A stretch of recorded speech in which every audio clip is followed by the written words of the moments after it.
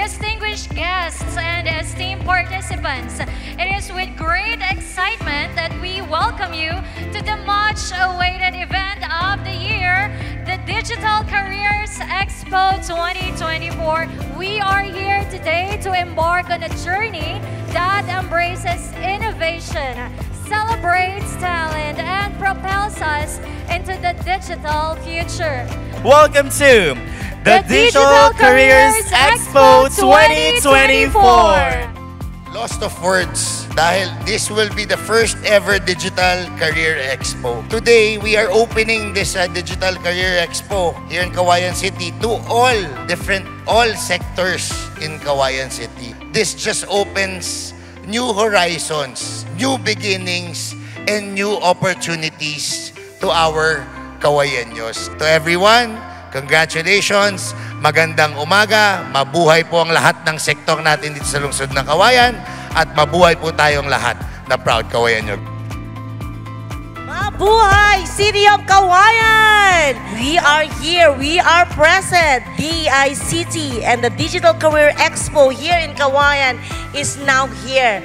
Let's embrace it. Kahit ho anong ganda niyan, kung hindi nyo po ito titikman at tatanggapin sa sarili nyo, the digital transformation will never happen. We are here to transform the people of the City of Cauayan to be digitally ready for the jobs that is coming in. Please, embrace this moment. Kahit ho magagaling lahat, ang National Line Agency, ang mga leaders ninyo dito, kung wala ho kayo na mag-e-embrace dito, wala po tayong magagawa. Kaya po, napakaswerte nyo because of this Digital Career Expo.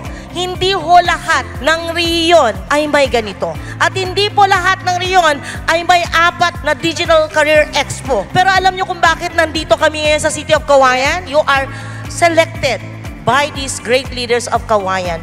Embrace it. Namnamin nyo po ito because it's not every day that we could bring all these great speakers into one event, bringing what the digital transformation can give, what is restored for City of Cauayan. So today, let's enjoy this moment. Let's enjoy our day. Let's go digital.